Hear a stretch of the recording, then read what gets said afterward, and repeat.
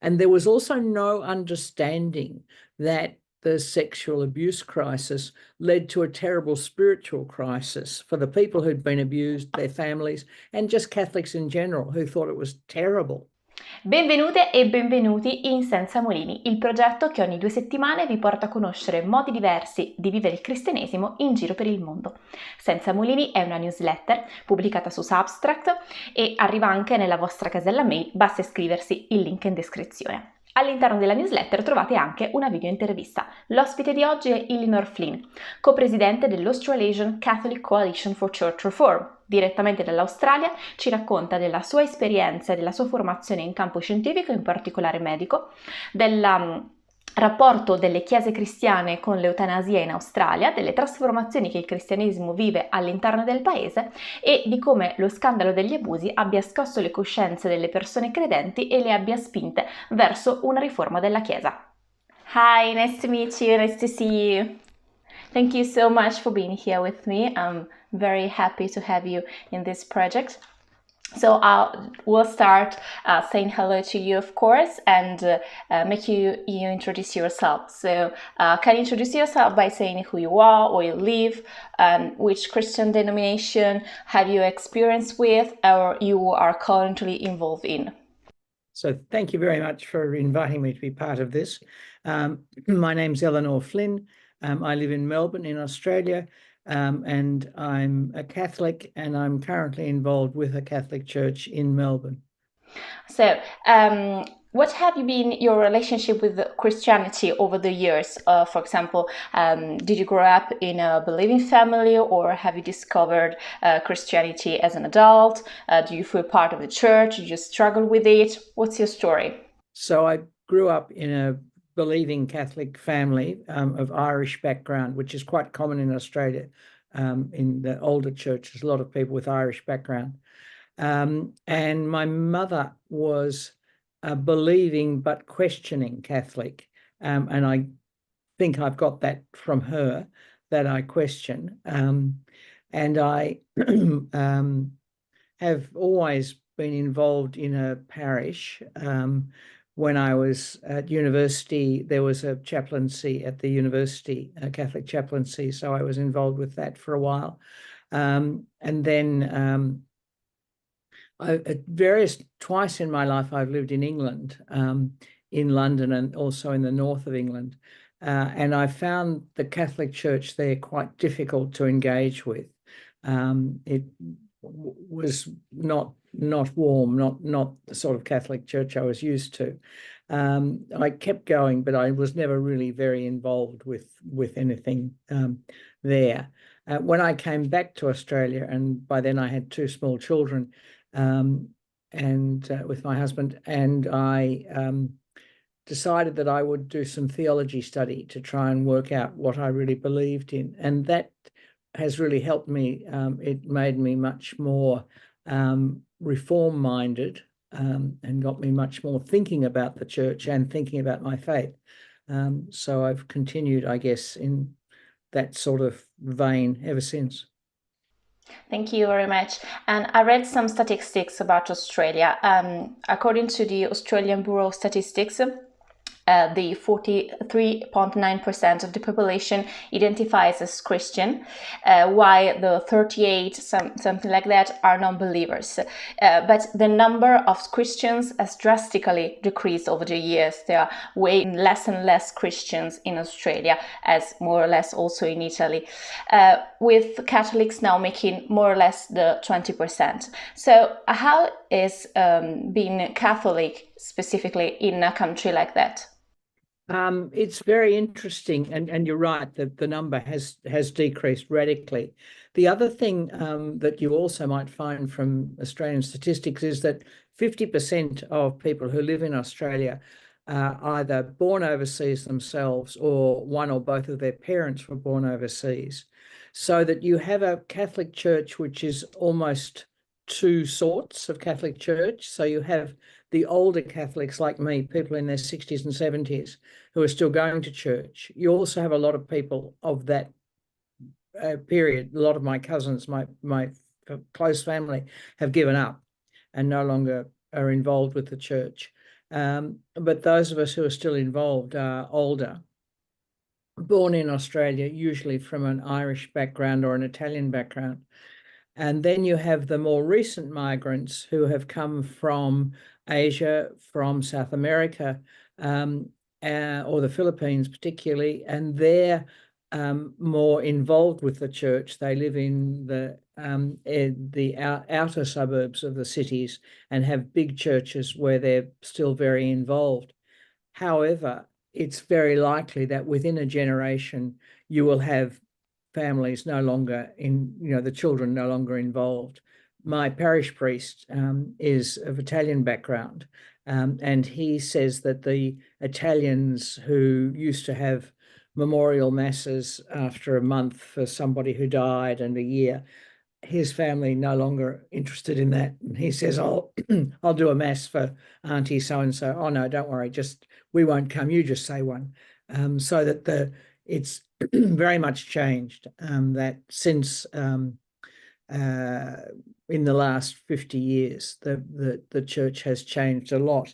And I'm currently reading a book written by an American woman with a wonderful Irish name, Mary Ellen O'Donnell, called Ingrained Habits. And it's all about growing up Catholic in America, in the north of the United States.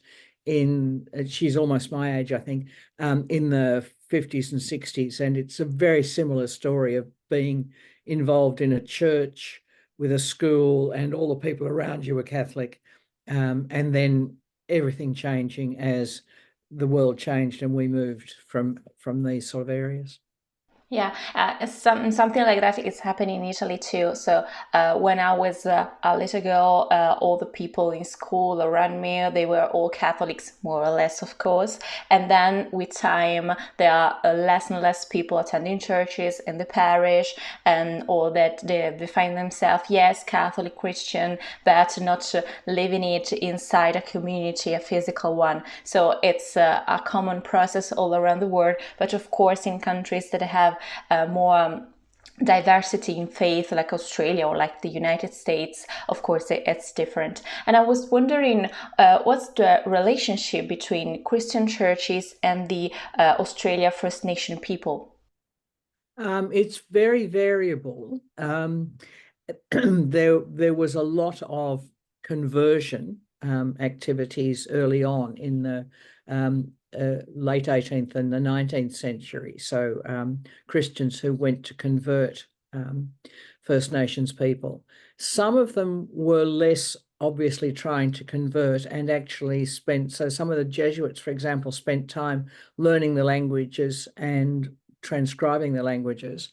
And there are, in each of the states, there are First Nations Catholic groups who look after and develop liturgy for First Nations peoples. But the bishops have sort of made noises about it, but they're not really involved, and they don't really see it as something that, particularly our Archbishop, doesn't see it as something that he really should be funding and helping. And so the person who was running the local one in Melbourne retired after 20 years, and they haven't really found anyone to take over, and they're not really interested in making sure that there's a service because there's a lot of urban Aboriginal and Torres Strait Islander people who need support and help. Yeah. You are co-chair of the Australasian Catholic Coalition for Church Reform, which is the reason why I entered in touch with you, of course. This includes 16 organizations inside association, right? And which kind of church reform are you pursuing and how? So the different groups have different sort of charisms, if you like. So the group I started with and helped to actually start is called Which, Women's Wisdom in the Church. And it's a women's group. And we got together because we were so upset by the bishop's response. As you would be aware if you've read anything about Australian Catholics, we had an appalling sexual abuse crisis all the way through last century. And that came out in a big legal discussion for 3 years for the a Royal Commission with a lot of judges asking everybody questions. And the bishop's response to that was, oh, well, yes, we'll do something. And that they really didn't listen to the voices and listen to what the people had said. And there was also no understanding that the sexual abuse crisis led to a terrible spiritual crisis for the people who'd been abused, their families, and just Catholics in general who thought it was terrible. So there was no, they talked about financial recompense or psychological support, but there was no concept of the need for spiritual support. And we thought that was terrible. So we got together to sort of discuss that and to think about writing letters to bishops. And then we became part of ACCCR, and then I became one of the co-chairs. And one of the things we do is run webinars so that if we have an interesting speaker, so we had Massimo Fagioli giving a talk about the Synod. So if we have interesting speakers in Australia or someone from overseas at an appropriate time, we'll run a webinar, and we get couple of thousand people who register, maybe 600 or 700 who watch it on the night, and the others will watch it later. And they're on all sorts of topics. We had James Allison talking about LGBTQI Catholics. We had Joan Chittister early on talking about her role in the church. And we've had some local people talking about the plenary council we had in Australia, and we've also had local people who've been at the Synod talking about the Synod. We also put in submissions to the plenary council, submissions to the Synod, and critiqued those documents when they came out. Yeah, it's really interesting because this issue about abuses in church, it's very moving the conscience of people all around the world, but in different ways according to the place, to the kind of church that there is in that place. So, for instance, in Italy, we don't have as church in general, the same feeling about abuses in church, because we have a report, yes, but it's very incomplete. It's not a real accuse to the problem. So it can't really move the people, because they don't feel it as a big problem as the scandal of abuses in Australia or in France some years ago. So this is a very common path in some countries. The scandal of abuses move people to think about another church, or how can we be church in a different way. You are a medical graduate, I read this about you, and you have focused academically on the topic of death. How does your scientific background impact your experience of Christianity? And how does Christianity in Australia face euthanasia, which has been legal in Victoria since 2017-19? Yes, I worked in palliative care clinically for the last 15, 16 years of my clinical life, and retired. I retired at the time that they brought in the legislation for euthanasia, which is called voluntary assisted dying here, so that they take away the stigma of euthanasia. Partly because it was time for me to retire, but also I didn't want to be involved in having to make those sort of decisions. I think to go back, one of the things about working in palliative care is that you're able to use all the parts of your medical training, so the biology, but also the psychology and the sociology and the spirituality, because patients are in a very difficult situation often. They have complicated issues in their lives that they want to try and settle, and so that you get to use all the parts of your training. So it's very good. It's also usually a very supportive environment, so people support each other very well in that environment. so that I really enjoyed my time in palliative care. And I also became, as it was obvious that this legislation was going to come in, did quite a bit of work with some friends to try and stop it coming in, which didn't work, of course. I think one of the reasons we have this legislation in Victoria, I've been thinking about it since you sent the questions, is that Victoria's always been a very progressive part of Australia, so that it votes to the left, and people bring in new legislation. It also, I think, is a real problem from medicine's point of view, that we don't talk about dying enough, and we don't explain to people that death is a process, that most people don't die suddenly and beautifully with flowers and angels and things like your view of holy cards or movies. So that we, as doctors and health professionals, we haven't explained well enough to people how people might die, and they might die slowly, but they may not be suffering. They might just be dying slowly. And I think one of the things that the people who wanted to bring in the euthanasia legislation was that they felt that the deaths of their own parents or siblings or whatever had been very painful and difficult. And I think they were just slow, and they felt that they should have died quicker and more cleanly, and that we should be allowed to do this. The other thing I know is from friends who've done research in the area is that there are a lot of people who do not want to be dependent as they get older, and they don't want pain, and they would much rather not be dependent. And if they're not able to go to the toilet themselves, they'd rather be dead. And so there's this, that's also one of the reasons why I think this legislation has come in.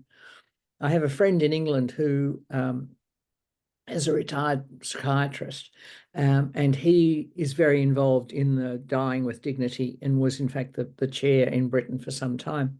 So we agree to disagree on the subject, but I feel it's a more masculine thing, that more men want euthanasia because they can't cope. And it's difficult to get statistics, but he says he thinks I'm right, that it's partly a gendered thing, that men don't want to be dependent and they want things to be clean and organised. So, yeah, I think that's part of the issue. Yeah, this possibility of a gendered reason about around euthanasia is very interesting, because I mean, gender roles have a very big impact on our life, even on our death. So it's very interesting. It makes us think, and it's huge, even if we don't have numbers yet. And I was impressed when I read that you are a medical graduate and you had this career in a scientific field, because there is a trend all over the world in Christian churches, according to people with a higher education, and specifically scientific education, go out of the church, and there are less and less people with high graduated people or a scientific career people that stay inside the church. So I thank you a lot for this interview and for being part of this project, and thanks for being here with me today. Thank you very much. I've enjoyed it. Grazie per aver ascoltato fino a qui. Questa è Senza mulini, storie di chiese plurali. Per continuare a scoprire modi diversi di vivere il cristianesimo in giro per il mondo, continua a leggere la newsletter e ci vediamo tra 2 settimane.